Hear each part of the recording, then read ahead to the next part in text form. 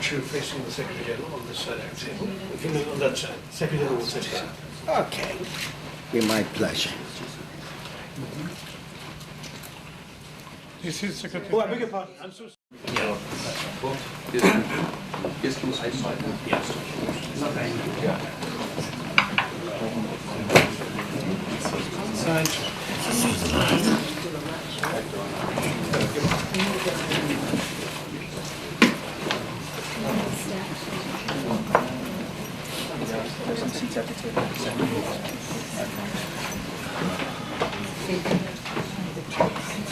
How are you, sir? Syria.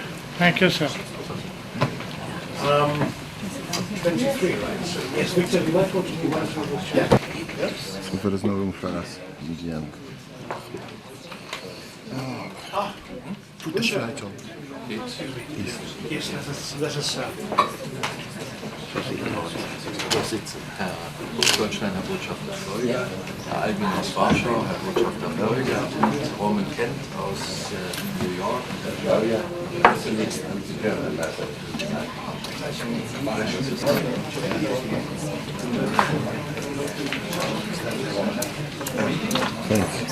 Ja.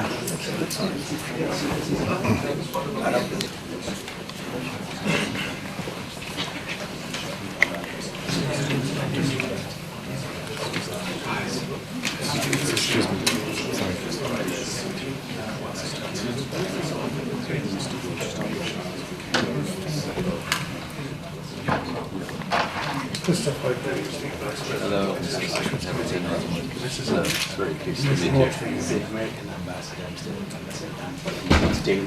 How are you? the real young people. Thank you. May I introduce you? That's Mrs. Goldstein.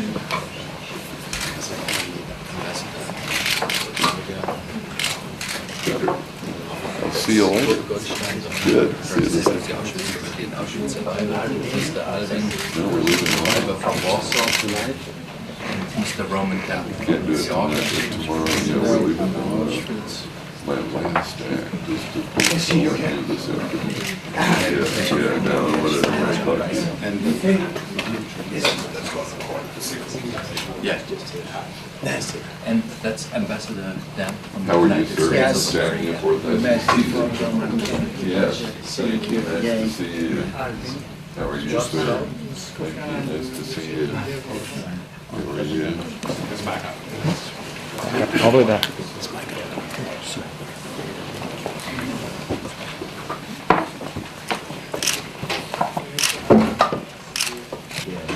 Important year. The General Assembly will also have an event for it on the 24th. You have the floor. I'm very happy to welcome you. Thank you. Somebody has to start, so they asked me to start. Maybe coincidental. Okay, guys.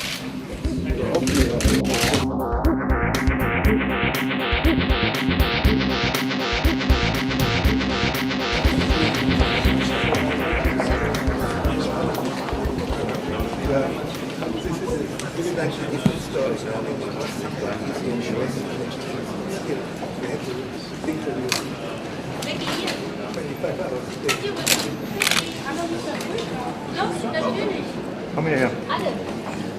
Komm mit zu uns.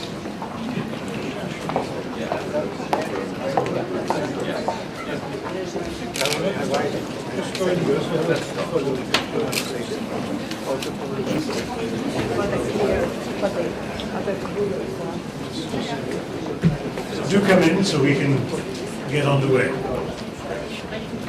Your Excellencies, distinguished guests, friends, good afternoon. Sir. I'm Shashi Tharoor, the Under-Secretary General of the United Nations for Communications and Public Information, and on behalf of the United Nations, it's my great honor to welcome you all to our headquarters. May I say how very glad I am to see so many here today to help us formally inaugurate this exhibition just around the corner, an exhibition sponsored by the International Auschwitz Committee. If there is one thing that remembering Auschwitz should teach us, it is the inestimable value of every single human being. Every one of you, with your presence here today, has made a contribution. to the success of our event. I should like to extend a very special welcome to our honoured guests, Mr. Roman Kent, Mr. Kurt Goldstein, and Mr. Casimir Taubin.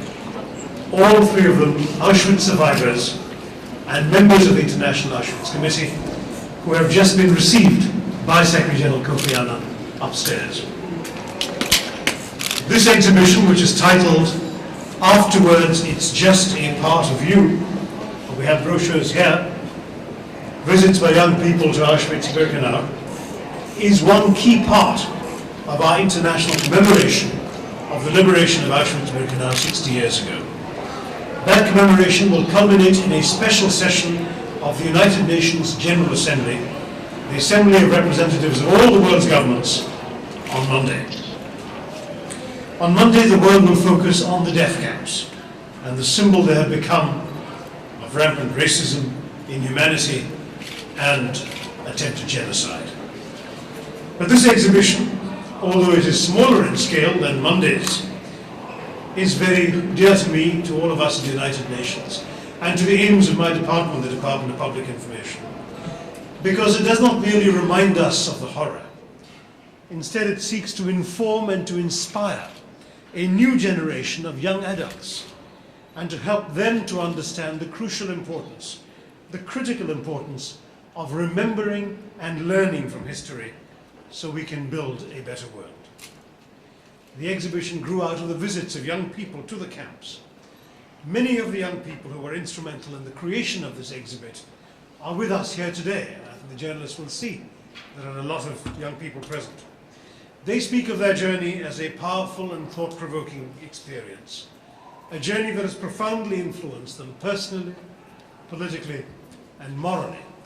And Secretary General Kofi Annan invited two of the young people to speak of their own feelings just now. The United Nations itself was founded 60 years ago to give power to the global demand summed up in those famous two words, never again. And today it is my department's privilege to make a small contribution to the fulfillment of that commitment by hosting this powerful exhibition. On a personal note, one of my closest friends and colleagues in the United Nations was himself an Auschwitz survivor. I had hoped he would be with us here today, but I'm afraid ill health has prevented him from coming. But this friend and colleague, Tom Luke, having been through the horror of the camps as a teenager, chose to dedicate himself to building a better world as a worker for the United Nations, with the UN Development Programme and with the UN High Commissioner for Refugees.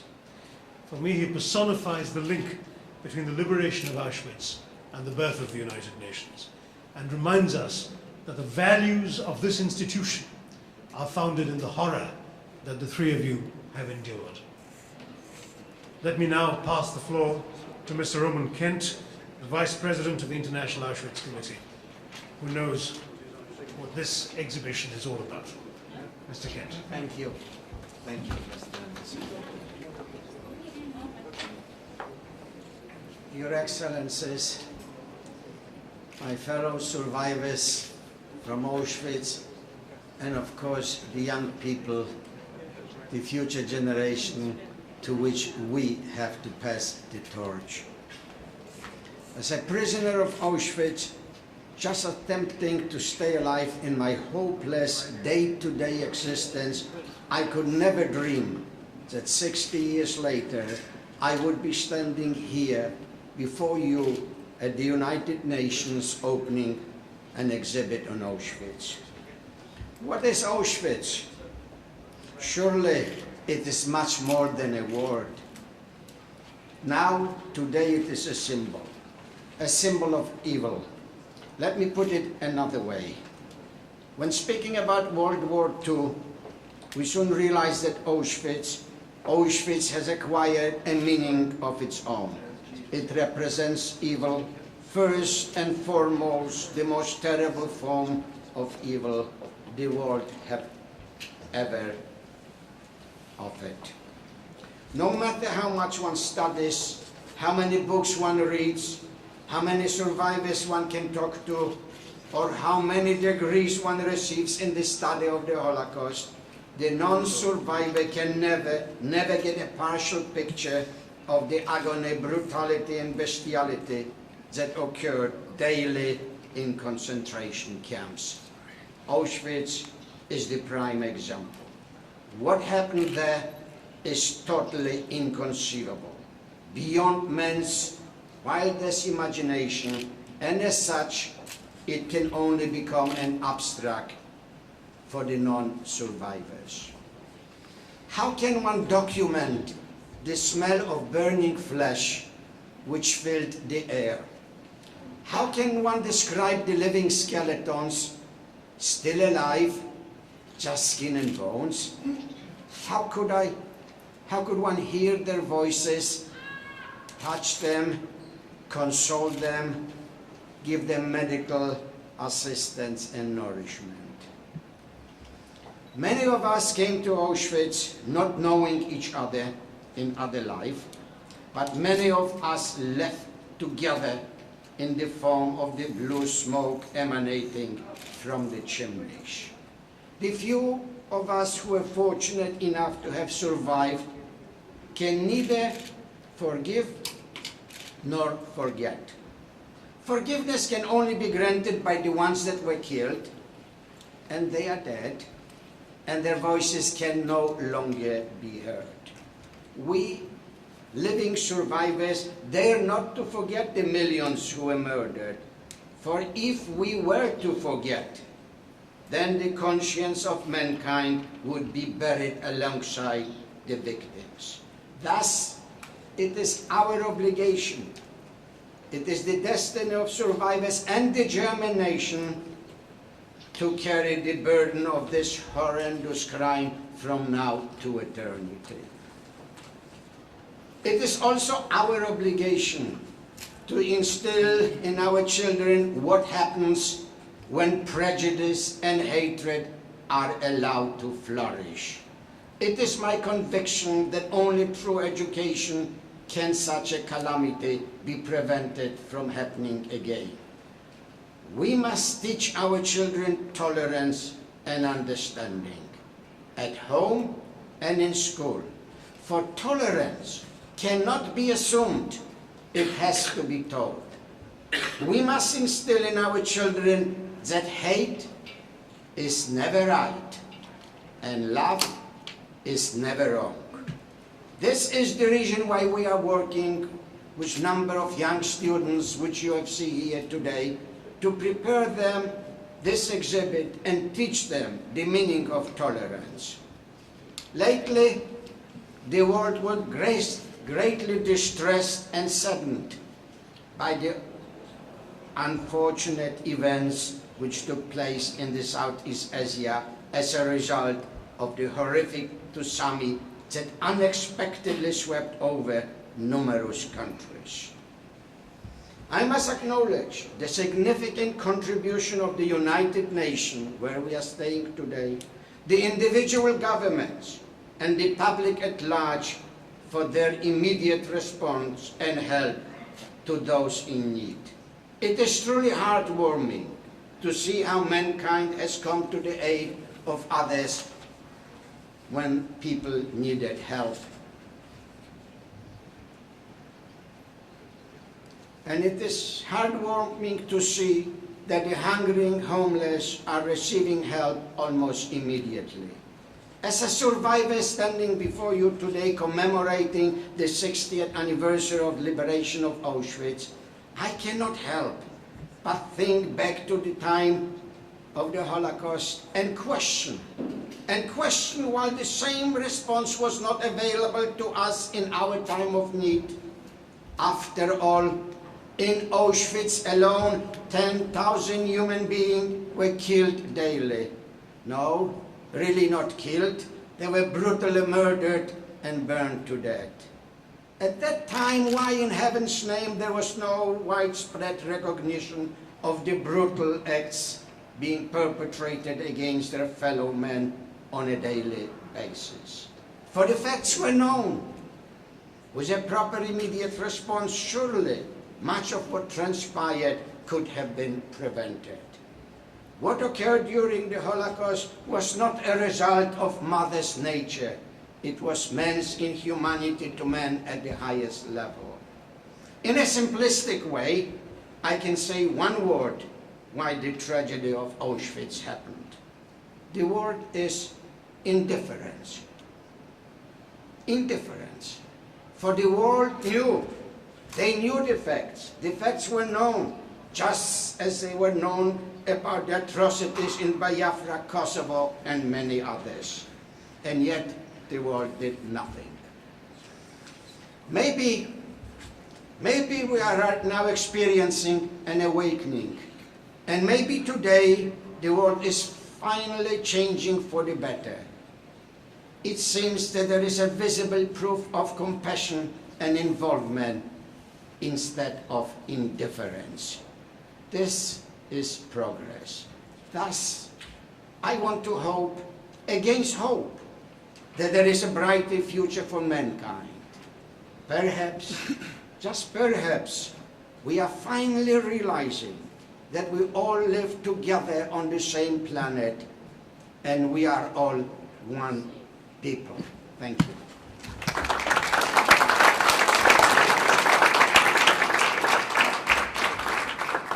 Thank you, Mr. Kent, for those powerful words. The Secretary-General, who was able to listen to your remarks and who has received you all a little earlier, I think he embodies himself the message that you have just given. Elie Wiesel, his friend, has often said the opposite of love is not hate, it is indifference. And I think the Secretary-General has shown again that in this building we are not indifferent to the message you have given us today. Thank you for joining us, Secretary-General and Mr. Zenner. And I would now like to give the floor to Mr. Kurt Goldstein.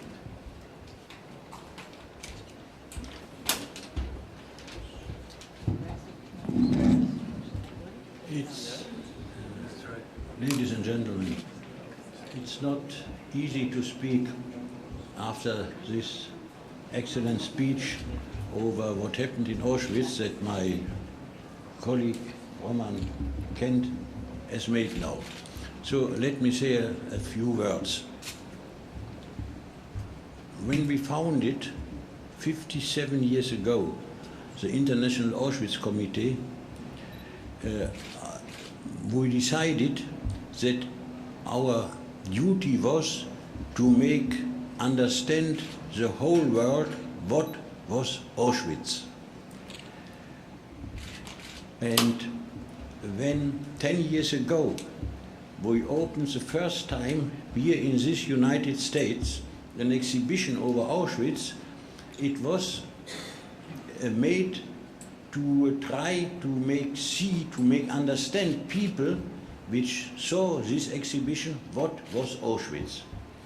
But I can say you, since 30, 40 years I am speaking in young groups, in schools, and in many occasions trying to explain the people what was Auschwitz, and it is nearly impossible to describe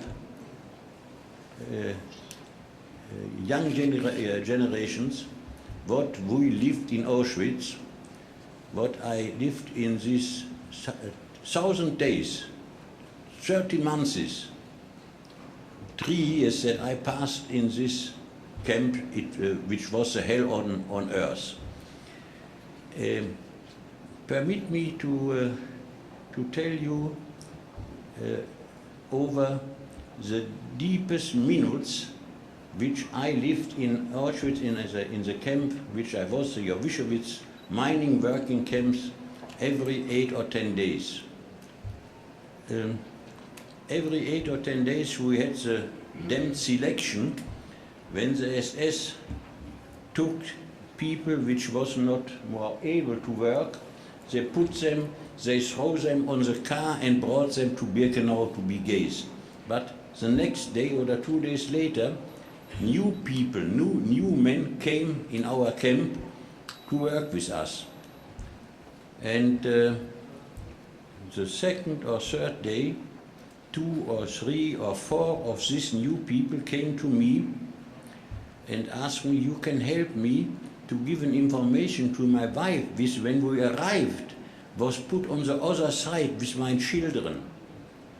And then I had to say them, when your wife and your children were put on the other side, they were gazed in the same day, they are dead. And then Tränen. People were weeping. The first minutes of this fathers was on my breast, here on this part. Every 8 or 10 days I had to live that with 2 or 3 or 4 fathers. That were my hardest minutes in Auschwitz. And then I made for me some words which I repeated every day when we went to work to the mine or when we came back. I said, these damned Nazis will not receive to kill me. And when I have this damned camp behind me, I will try to find a wife and put with her much children in this earth for them which are gays there. And I am happy to have my wife here, to have a son here, to have a daughter-in-law here, to have a daughter from my son here.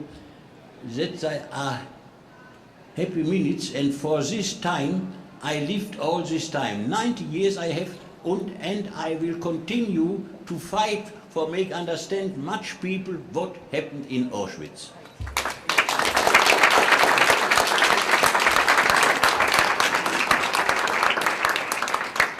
Thank you so much, Mr. Goldstein, for those inspiring words, and indeed for the affirmation of the life spirit that your family's presence here represents.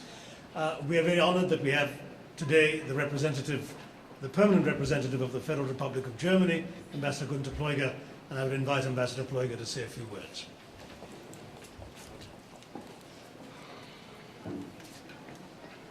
Thank you, Rashid.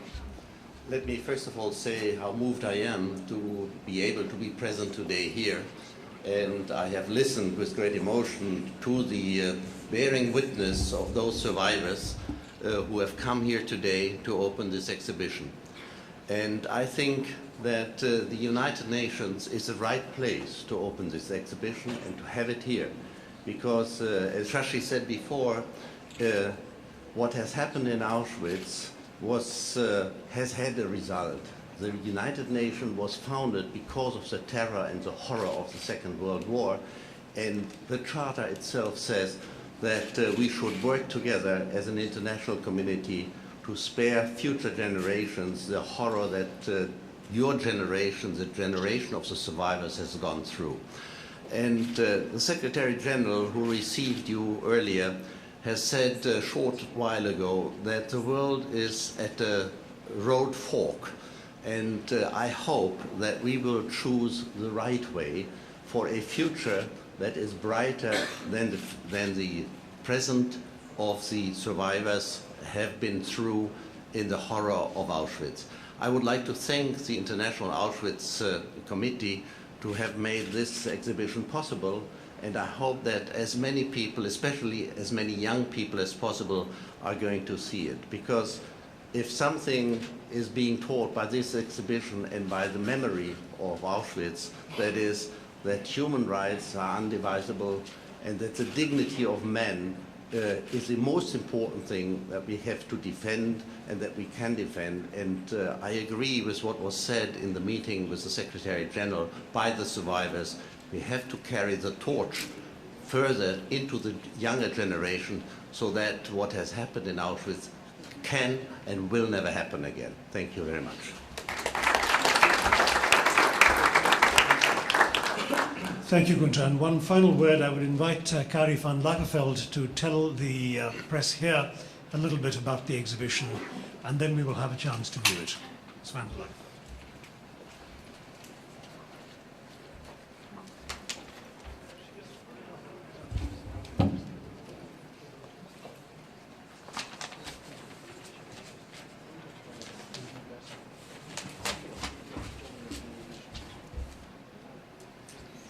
When I was asked to, by the International Auschwitz Committee, of which I'm a member as well, to put together this exhibition. I had just read a study on Second World War education in Belgium, the Netherlands, France, and Germany and Denmark. This study mentioned in conclusion that a lot of things were taught about the Second World War and slightly less about Shoah education. However, no research had ever been done into long-term effectiveness or retention of what was taught in school. Of this long-term effectiveness became the theme of this exhibition. Dutch designer of intriguing bamboo constructions, Antoon Versteegde, he's here, right there. Christoph Heutner, Executive Vice President of the International Auschwitz Committee, and I developed this idea into its final form, which you can see right now.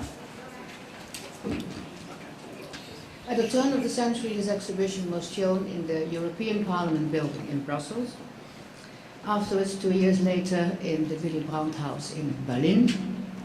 And now, for the United Nations, it has been updated and expanded.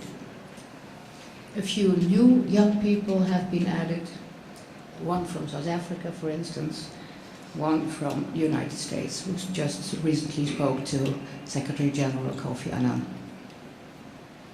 In the inner circle of the exhibition, we have incorporated statements of camp survivors, and Peter Boersma's, Dutch photographer Peter Boersma's, photographs of Auschwitz and Birkenau on the walls next to the circle place the exhibition, as it were, in the context. However, the main contributors of this exhibition are, of course, the participating young people. From many countries, they wrote to us with courage and clarity about their thoughts and emotions. Their words are in the exhibition in their own languages. You will find the full English translation in the brochure, who are here and there and everywhere. Please take them home, they're free. The title of the exhibition was given to us by a participant who visited me in Amsterdam. And I asked her what, after a couple of years, we went together to Auschwitz, and I asked her, what does it still mean to you? She paused, shrugged, and said, afterwards, it's just a part of you. I hope you enjoy the exhibition.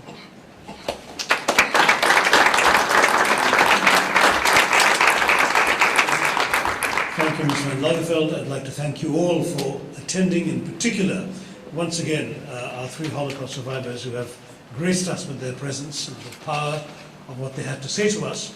I would invite you all to step out and have a look at the exhibition. I now have the great honor on behalf of the United Nations to declare the exhibition formally open. Thank you very much.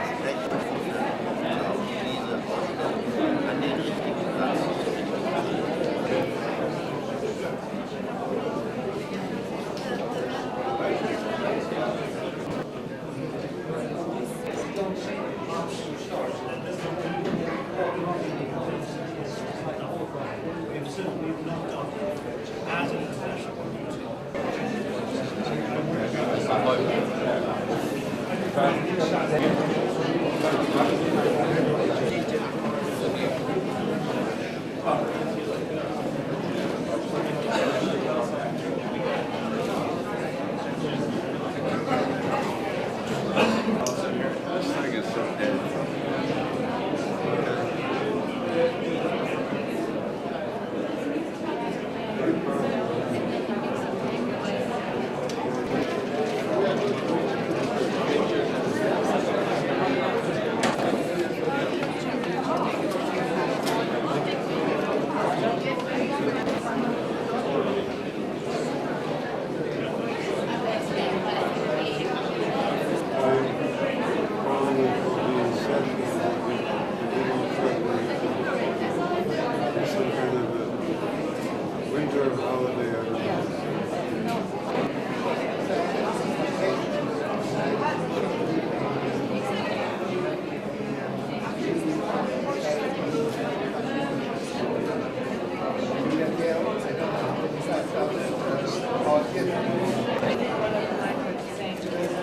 Thank you very much. Okay, I'm just going to hold this.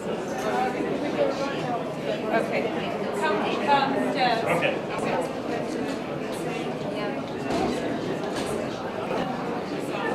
Sure, I mean, I would like to. The organization, I have different hats. I am vice president of the International Auschwitz Committee. I am chairman of the American Gathering of Jewish Holocaust Survivors. One story is very simple. We people, we are living on one planet, and we are one people. And therefore we must learn, we have to learn that to hate is wrong, always wrong. To love is always right. And we must get rid of hatred because we are just living here for a short period of time and we must do the best for the mankind. So that's why I am involved in young people, because you have to start